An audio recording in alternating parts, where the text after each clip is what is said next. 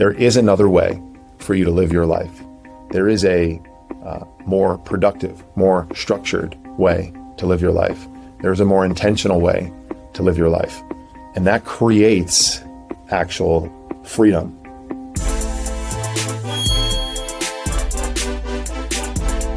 My name is Brian Pannuzzo. I help successful professionals build an elite body and mind without sacrificing work or time with their family. I know your life because I lived it for 20 years, and if I can do it, so can you. Welcome back to the podcast. This is the Success Lift Podcast. I'm your host, Brian. Happy Labor Day to everyone listening to when the podcast drops on Monday morning. It is September 1st at the time of this recording dropping, 2025. It's Labor Day Monday. Summer is officially over for all of us. It's now September. It's now Labor Day. Our kids will be back in school this week, most likely. Next week, maybe for some of you who are the late starters. Many of us have had kids back in school for almost a month now, or a month or so. Some of my clients have kids that go back in early August. California goes back middle of August. And so it's it. It's over. It's done with. Summer's gone. As quickly as it came upon us is as quickly as it went. And you hear me say this a lot. The months, they fly by. The years, they fly by. Even though some of those days, even though some of those hours, those meetings, those weeks feel like they drag along, we just keep snapping our fingers and time flies. And so, as always, I remind you and ask you, what are you doing with your time? I thought about this week's topic, trying to make it fit into the calendar. I like to deliver messages, one, that are important and impactful for you, most importantly, I would say. Two is, what's going on in my life? What's going on in the lives of my clients? Because my clients are very much like you.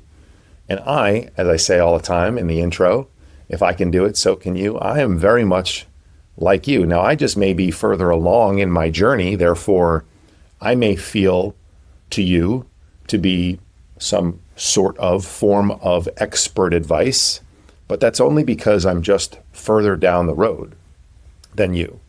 And everything that I do or that my clients are doing in their lives, you are fully capable of doing. That's one of the biggest, components of pride that I have in what it is that I do and what I ask my clients to do. This isn't crazy stuff. And it just takes some structure, some intention, some guidance along the way. Accountability is huge, but ultimately it just is a willingness to not stop. And if you don't stop, you'll get to your destination. And that's when I started to think about what to talk about this week. I use an analogy a lot, and you may have heard me use it before, but I'll dive a little bit deeper into it and unpack it, as they say, in this episode. This notion of going towards a destination, the goals that we have in our life. I've mentioned that over the last couple of weeks in the podcast. I have clients complete an exercise I call my elite self-image.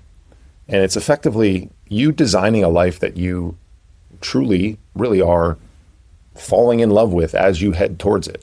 Things that are goals, accomplishments, states of being, the way you look, things you have, relationships that you desire to be in that are, for lack of a better phrase, so fucking cool that it overrides your desire to do something else in the moment. Because make no mistake, we will always have the desire to do something right now that may conflict. I'm taking my fists right now, for those of you on audio.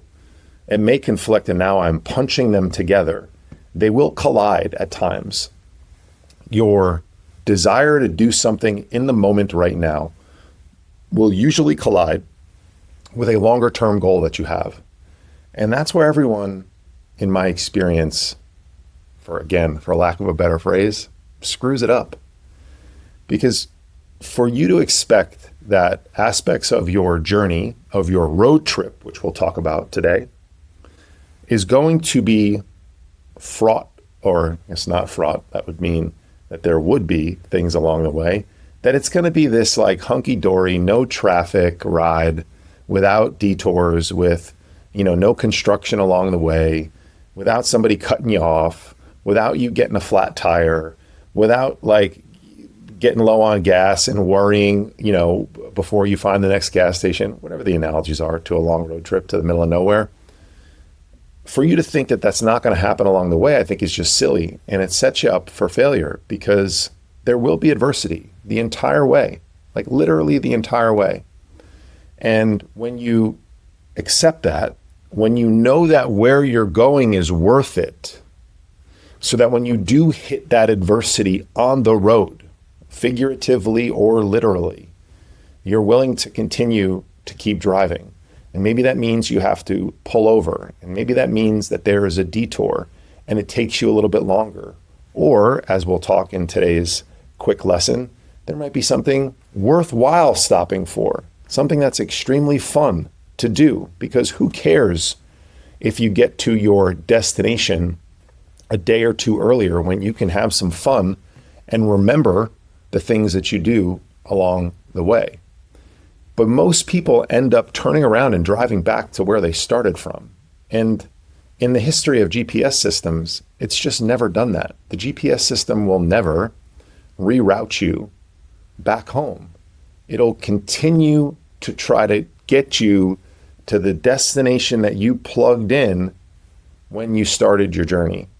And that is a critical component that I think people often screw up, is they just go back to the start too often, way too often. And they don't expect that this is going to be a commute that has some situations that pop up. Many of you who are listening to me commute to major metropolitan cities to go to work on a daily basis. I don't need to tell you that you deal with this shit on a daily basis, twice a day sometimes. And so why wouldn't your personal journey look a little bit similar to that? It's not going to be a whole lot different. You still got to get to work.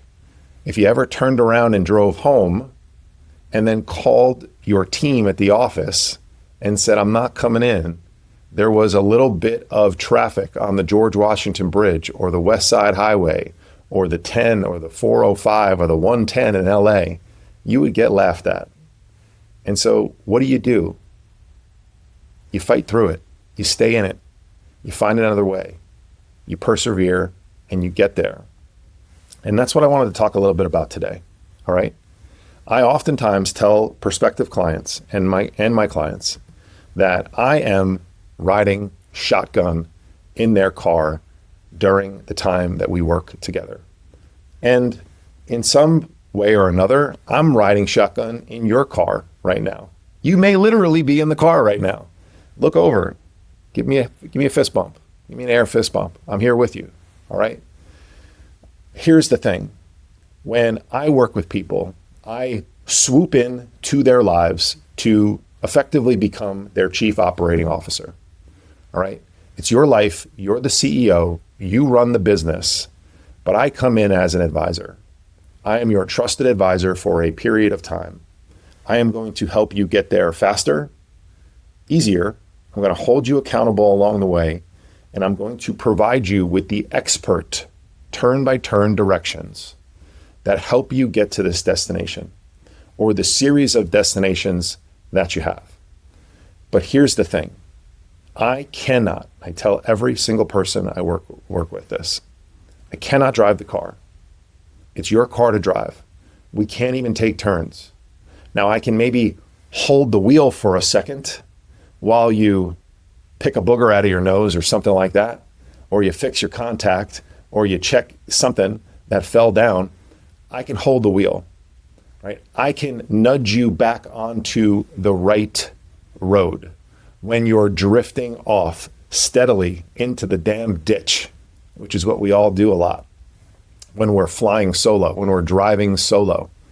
I can suggest that we should be getting off at the next exit to take a well-needed rest stop, or that we need to refuel the car, in air quotes, sometimes literally refuel.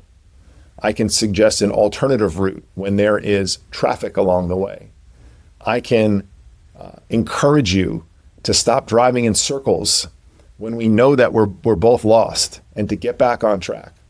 But I cannot drive the car. And so it's your car to drive. You have to decide where we're going because ultimately it's on you. It is on you. Paying somebody to learn strategies that you will be able to take with you for the rest of your life. The things that I teach clients, and I believe great coaches teach clients, are life lessons that, and when I say life lessons, I mean skills. They are skills that you take with you forever.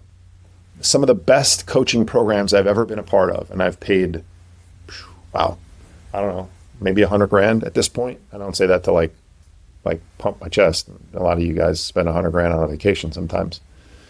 $100,000 or so in the last 5 years on coaching, various forms of coaching. Actually, now that I think about it, that's low. That's low. It's more. All right. Everything that I've acquired in all the programs are skills that I will have with me forever. And that's why investing in yourself is the greatest investment you can ever make. I mean, screw a 7, 8, 10% annualized return in the stock market. Screw like trying to double your money in crypto. You can 100x your life with a $10,000, $20,000 investment. You could do it for much cheaper than that. You could do it for more expensive than that. The bottom line is it's the best money you'll ever spend. And so what I hope to teach people along the way is how to live their life and a better way, because I have found it for myself. I continue to iterate it. I live the life that I'm asking people to live.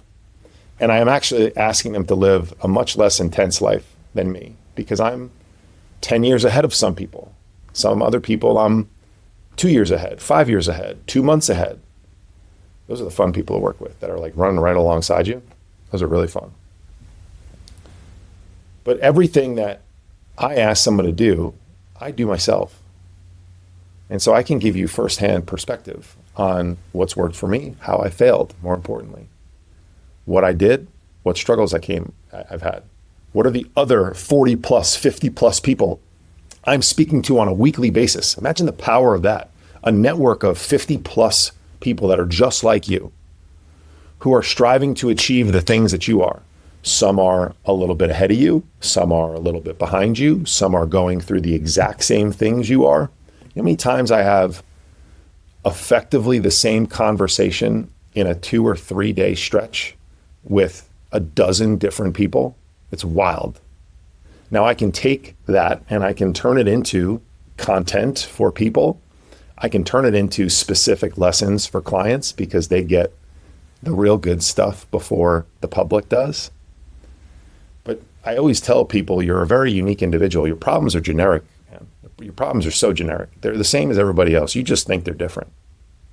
And so back in the day, if you're close to my age, 47, and you remember in high school or college coming out of, wherever you were with a group of friends, but you weren't driving, it wasn't your car. What was the first thing we all screamed as quickly as we could as we were heading out?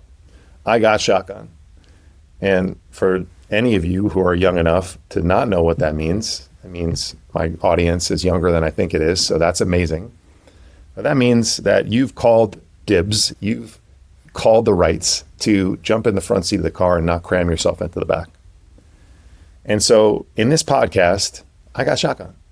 I will ride with you for the next few minutes and give you some ideas as to what you can do, given today is September 1st, 2025, and we still have 4 months of the year left. So we have more than a quarter left.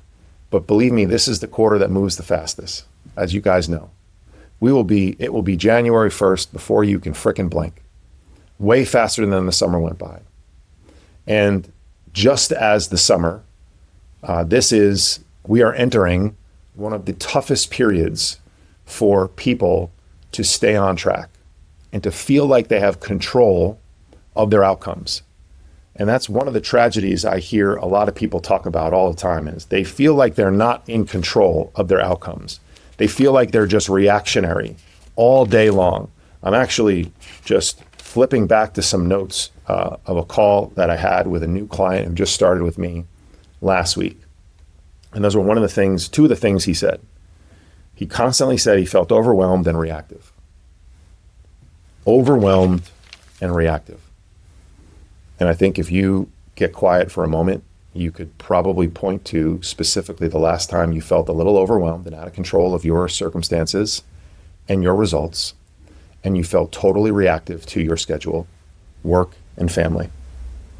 And my hope is that at the end of this podcast, and as you start to put into practice and you continue to pay attention to my content, whether it's the free stuff or whether it's the paid stuff inside of my programs, that you feel less overwhelmed and more in control and less reactive of the things going on in your life. And so if we look at September 1st, 2025, and we kind of fast forward to December 31st, 2025, in that week season from Christmas to New Year's where we all get reflective, we all think about how we did this year, we all make some goals, whether they be written or we just kind of think about the bullshit ones that we would love to change for 2026 and beyond. What do you need to have accomplished to be in a much better place and feel like you're in control and less overwhelmed by the things going on? And so I thought I would just list off and talk through a couple of simple things that you could be doing and focused on over the next 4 months to have your life in a much better place. And my goal is for you to begin to do a lot of these things to realize that there is another way for you to live your life. There is a more productive, more structured way to live your life. There's a more intentional way to live your life. And that creates actual freedom. See, there's a phrase, discipline equals freedom, that I think confuses a lot of people, because when you are disciplined in certain areas of your life, it creates the freedom to do what it is you want to do. And you've been disciplined in your professional life for a long time. You've done the things that you've needed to do when you haven't wanted to do them. What has that produced for you? That likely has produced a level of financial freedom in your life. Now, I know you still go to the office every day, most of you, but you can take vacations when you want. You can buy things when you want. You don't have budgets. You just have a desire and you pull up Amazon and it's at the house in 3 hours, or you just go to the restaurant and you look at the food and the menu without the prices. You don't worry about these things because you've been disciplined showing up and doing the things you've needed to do inside your career on a daily basis. And your personal life works the same way. When you create discipline inside your personal life, it creates freedom to do a lot of different things. It creates the freedom for you to take your shirt off and feel fucking amazing when you have the discipline to eat the right things, go to the gym, walk a lot, and do the other core fundamental tenets of health and fitness. And that's just one example. When you have the discipline to schedule date nights with your wife, to pour into her, to have more structured time, to do some of the things she's been asking you to do for fucking ever, I'm raising my hand, you have the freedom to be able to ask her for things that you want. Wink, wink to the guys. And so discipline in your life equals freedom, all right? And so some of these things might feel like I got to get more disciplined. Yeah, that's the fucking point.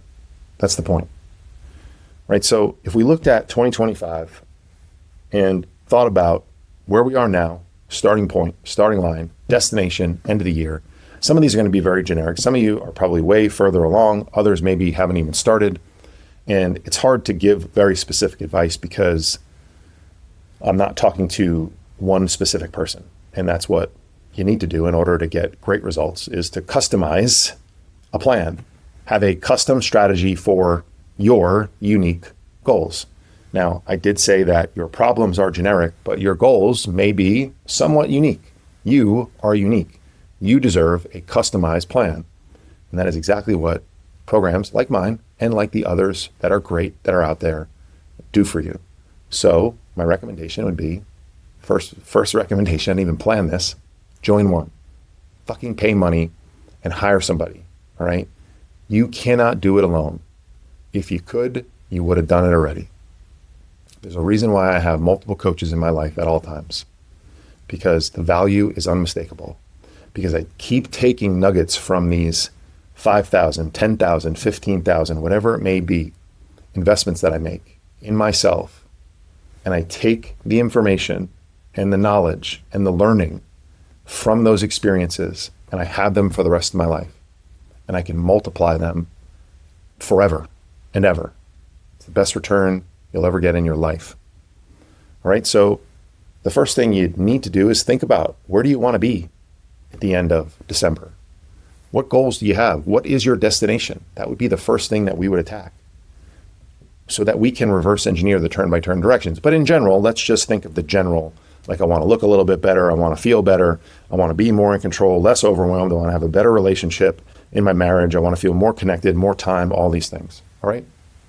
We're entering a time of year where, I guess save for Florida and like Arizona, it is the nicest season of the year in September for everyone, maybe except those two. And those two places are starting to see the light at the end of the tunnel, because it will get absolutely gorgeous there come October for 6 or 8 months.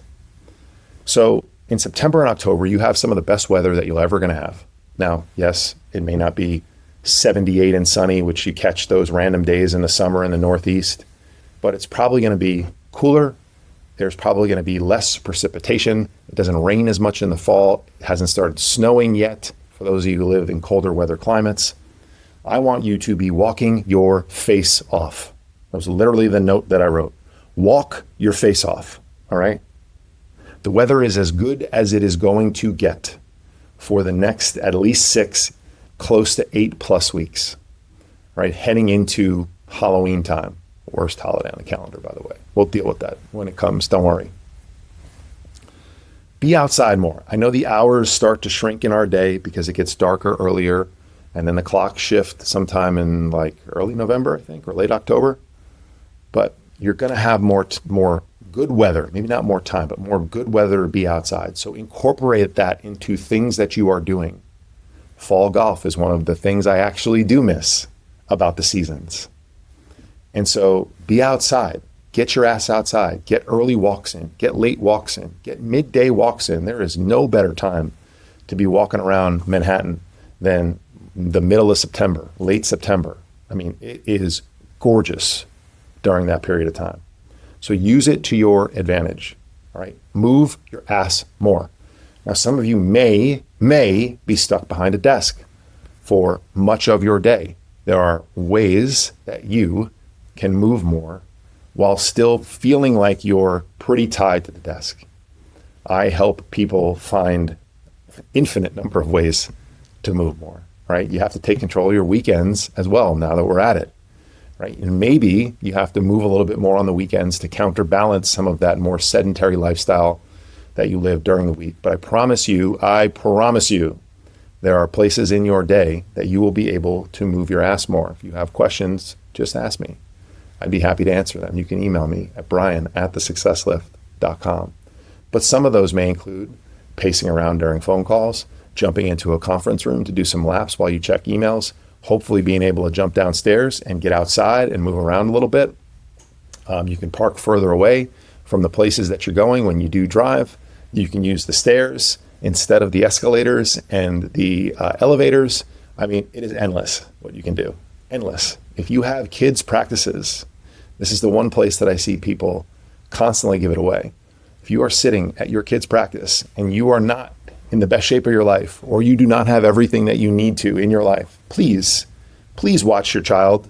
Please root for them. Please encourage them. Please be positive. Don't freaking coach them, but do it walking. Do it while moving around, especially for my outdoor sports.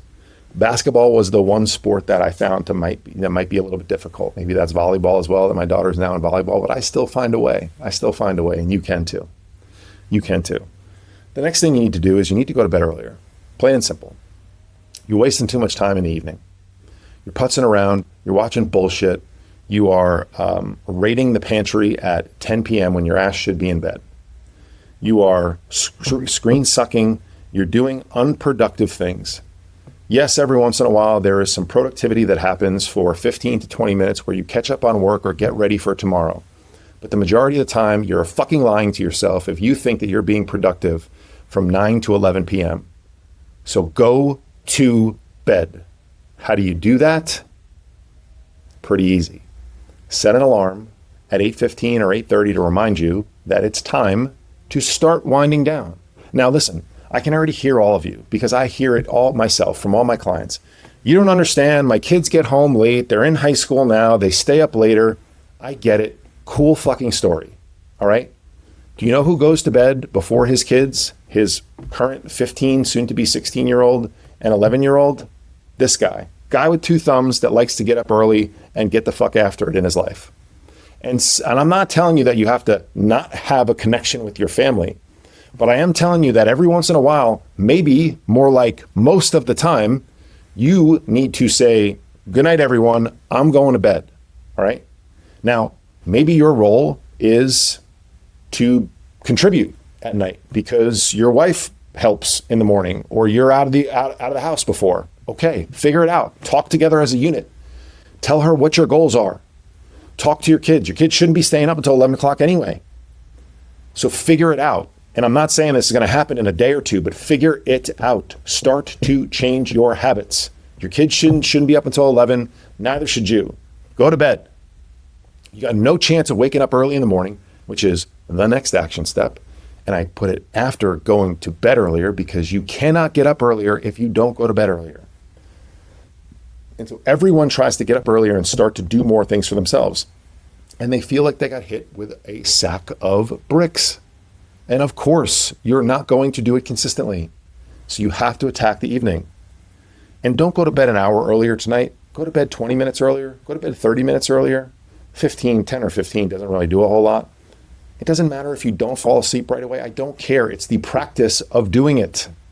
You sucked at your job when you first started. You showed up again and again and again and again, and you got better at it.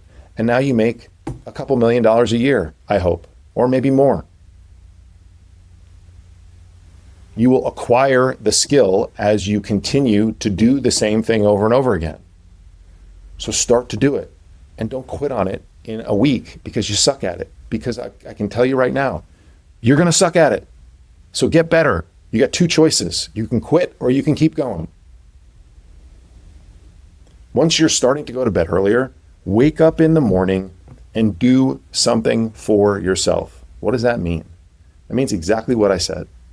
Now, I prefer some fitness in the morning. I like to take a long walk. I like to go to the gym. Both of those things are very high on my list. If you can consistently get to the gym at 5 p.m. before you go home for the evening to be with your family, then that's great. Then don't go to the gym in the morning. If you have to be on the desk so early that you can't fit it in with your commute, okay, that's fine. When are we doing it though? It's got to be scheduled, which is the next thing I want to talk about. Starting to schedule more of these things in your life. On Sunday, you should have your workouts scheduled for the week because you know what you have in front of you is your calendar for the week. And you know when your major meetings and appointments are. Now, I also understand that I'm talking to some people who don't exactly know what their schedules are. A lot of my financial professionals don't know what their schedules are, but they know that they're going to be on the desk at 1 p.m. on Thursday because that's where they always are. And that's fine. So you may have to fit more in on the bookends of your day. You may have to take advantage more of your weekends, which is another thing that you need to do. You need to start executing better on the weekends. This 4.5 days on, 2.5 days off has gotten you where you are. I know that you don't drink too much on Monday night. Pretty much nobody does. If you do, this is probably not the podcast for you. So I know Monday through Wednesday, you're trying pretty hard. And then Thursday, it gets a little bit harder. And then Friday, you're exhausted from Thursday night, but you do an okay job halfway through the day. And then you get home and it's like, well, it's the weekend. And so, I deserve it. Do you deserve it? You've worked hard for 3.5 days and you deserve it. And then Saturday and Sunday are kind of like just a throwaway. And maybe not every moment of Saturday and Sunday, but a lot of it is. And we're about to enter the biggest time suck season of our lives, which is football. And don't get me wrong, I love football. I'm not telling you to not watch football. I'm just telling you that if you have no time, which I hear all the fucking time, I don't have time. I wish I had more time. Most of you are spending 8 hours a week watching football.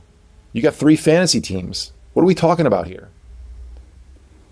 So you have to start to execute more on your weekends. And I want to remind you that you're fully capable of watching your favorite team and eating foods and drinking things that align with your goal. They have nothing to do with each other. We're the ones that marry it together. I'm the one that married stress, anxiousness, and pressure at work with shit food, drugs, alcohol, and gambling. I did that. Not the food, not the drugs, and not the gambling. I did it. I took my hands together and I intertwined them together and I locked them as tight as they could be. Because when I watch a game, I have 6 drinks. I have to gamble on it. When I'm frustrated, I sedate. Human beings are the ones that take these 2 things that are mutually exclusive and they join them together. Now, I understand that drinking and eating are part of our culture and it's actually a way to connect with people. But if you're doing that 6 times a week, we're kind of blurring the lines here. We're muddying the waters a bit. So I need you to go to bed earlier. I need you to do something for yourself in the morning, and I need you to take advantage of your weekends, right? If you're somebody that can't get a workout in Monday through Friday because you have a difficult commute and you start early, I have clients that have the same. And so we've built some things in throughout their week, some micro moments where they can get some workouts in. But do you know when you have to get 2 good ones in? Saturday and Sunday. And if you go out on Friday until midnight or 1:30 in the morning and your last drink is 11:57 when you go to bed at midnight, you ain't fucking getting up at 5 a.m. to work out. And the kids get up at 7. So then you use the kids as an excuse because you want to give your wife some relief, which I totally get. And I agree you should. But you should be done. Your shit should be done by 7 on Saturday morning, on Sunday morning. These are the things that you need to do if you want the life that you say or are thinking about having. Otherwise, you can just keep doing what you're doing. And how's that working out for you? I understand. You just got off a great summer, took a couple of trips, maybe went to your house, spent time at your club, multiple clubs, beach club, golf club. I get it. But do you have everything you want if you're being honest with yourself? The last 2 things that you need to do more of in the fall between today and the end of the year is you need to eat more real food. Shocker. What do I mean by that? Let's just simplify it. Foods that have 1 ingredient. Foods that don't have a label. How many ingredients are in steak? How many ingredients are in eggs, broccoli, blueberries, strawberries, sweet potato? You got it. 1. How many of those things do you buy? It doesn't even have a label. If you go to the produce section and buy broccoli, oftentimes it doesn't even have a label because it's not in a bag. You just take it and you put it in your own bag. So more foods that don't have labels, more foods that have 1 ingredient. Does that mean it's unhealthy if it has multiple? No. But does the general quality of the food that we consume increase? Is there a direct correlation to the number of ingredients? Probably. And I'm not talking about a big ass salad with 7 things in it. Like those are 7 single ingredient foods, right? Talking about things that don't stand alone. Like you wouldn't eat it on a standalone basis. So more real food. Emphasizing, all my clients know exactly what I'm about to say right now. Emphasizing protein and produce. We say produce because it's a marker for fiber. And if you want to think about what those categories would be, let's really, really simplify it. Fruit and vegetables. Does that mean that potatoes and rice are bad, Brian? No, they're not. I eat a shit ton of them. So do my clients. But I'm just saying in general, if you want to think about the majority of the food that you should be consuming, should be lean protein sources, fruits and vegetables. And if you can do that, then layer in things like potatoes, and that covers all different potatoes, rice, It doesn't matter, white or brown. I don't give a shit, whatever one you like. Quinoa, farro, you name it. Other grains, all right? Oats, oatmeal, things like that. All great sources of starches or whole grain sources of carbohydrates. Sourdough bread, Ezekiel toast, doesn't really matter. You don't like either of those and you like a generic piece of, white bread or rye bread. Shout out to rye bread, by the way. I don't like rye bread that has seeds in it. You like that stuff too? Fine, add that in. If 80 to 90% of your normal everyday diet is those real foods, single ingredient foods, you can basically do whatever the heck you want with the other 10% or so and still get pretty good results. Now, super, super elite results, yeah, we probably have to dial it in even more. There's other things we need to be doing, supplementation, timing of our nutrition. But in general, 85-15 was going to get you looking real good. All right. The last thing you need to do, because I want to finish this up, it's Labor Day. I know you're listening to me when this podcast drops, and it's a holiday. So let's get you back to the family. Last thing you need to do, lift weights / do some cardio. All right. Now, ideally, you would make strength training, resistance training, aka weightlifting, your primary exercise source. But that doesn't mean that I don't want you doing cardio. I do want you doing cardio for your cardiovascular health, for your long-term health, your longevity. It really has nothing to do with body composition. It certainly can help you burn more calories, but our biggest lever is always going to be our nutrition. The calories that we take in, a big mistake most people make is they just get really, really extreme with their diet. Right now, I'm holding my fists like I'm holding a rubber band. Picture a rubber band in your hand. You stick your fingers in on both sides. All right. Most people start to dramatically reduce what they eat. They don't change the composition of the foods. They just dramatically reduce what they eat. So they stretch the rubber band on one side, and then they start going to some fucking HIIT class and doing these like ridiculous amounts of cardio, and they stretch the rubber band on the other side. And all of us that have stretched rubber bands too far, too fast, know exactly what happens. That rubber band snaps or breaks or bounces back. And that's the yo-yo effect that we all find ourselves in, or most people find themselves in. So lift weights, add a little cardio, do that 2, 3, 4, 5 times a week in totality, not both of them. You're brand new to strength training, resistance training, start with 2 workouts a week, total body. You don't know what you're doing, pay somebody. Go to your gym, find a trainer that looks like they know what they're doing, that looks like they lived a life that you want to live. Don't hire a fat fucking trainer, all right?